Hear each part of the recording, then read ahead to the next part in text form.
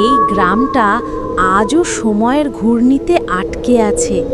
এখানে রাত মানেই অজানা ভয়, যার শুরু হয়েছিল ঠিক 500 বছর আগে।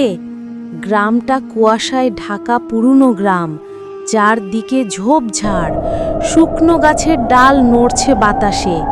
আর ওই ভয়ঙ্কর গ্রামে কেউ যেতে চাইলে ওখানকার এক বৃদ্ধ সবাইকে যেতে বারণ করে।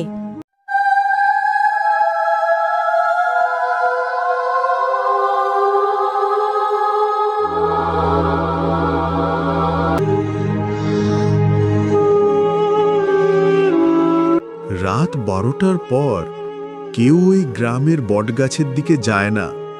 ওখানেই বন্দি আছে সেই শিশুর আত্মা। সে রাত হলে বের হয়।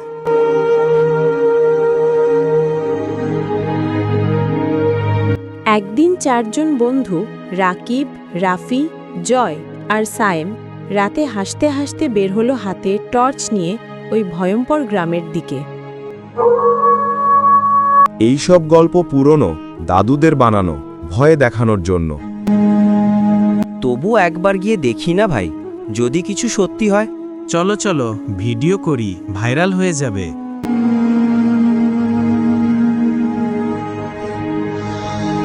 হঠাৎ বাতাস থেমে যায়, টর্চ নিভে যায়। একটা ঠান্ডা স্রোত বাতাস তাদের চারপাশ ঘিরে ধরে, যেন তারা 4 জন বন্দী হয়ে গেল অন্ধকারের মধ্য বাতাসের দেওয়ালের ভিতরে। ওরা জানতো না ওদের ডাক শুনেছে এমন এক আত্মা, যে 500 বছর আগে অন্যায়ভাবে মারা গিয়েছিল। রাফি তখন ওই আত্মার আওয়াজটি শুনতে পায় আর বলে, তুই শুনলি? কেউ যেন কাঁদছে।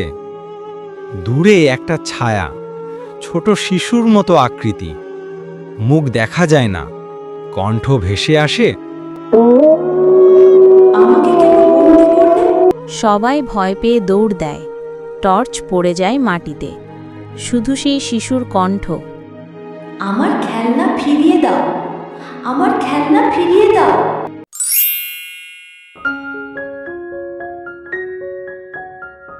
পরের দিন গত রাতের কথা গ্রামে ছড়িয়ে পড়ে।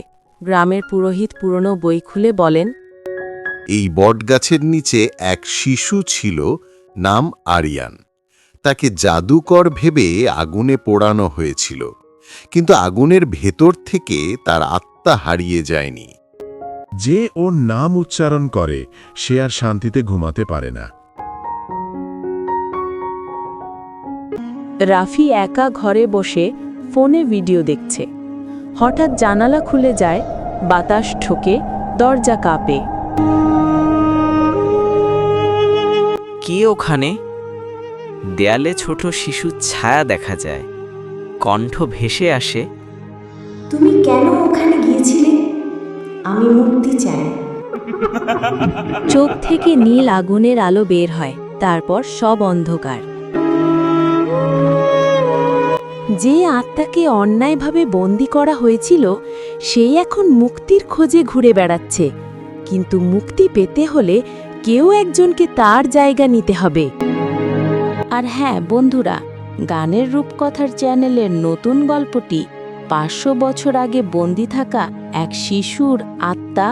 ভিডিওটির প্রথম পর্ব তোমাদের দেখতে কেমন লাগলো কমেন্ট বক্সে জানাবা। আর দ্বিতীয় পর্বটি দেখার জন্য ভিডিওটি লাইক, কমেন্ট ও সাবস্ক্রাইব করে আমাদের সাথেই থাকুন। আগামীতে খুব তাড়াতাড়ি ভিডিওটি দ্বিতীয় পর্ব পোস্ট করা হবে। এবং তোমার কোন কোন বন্ধু তোমার মতো ভূতের কার্টুন দেখতে পছন্দ করে তাদের নামগুলো কমেন্ট বক্সে বলবে।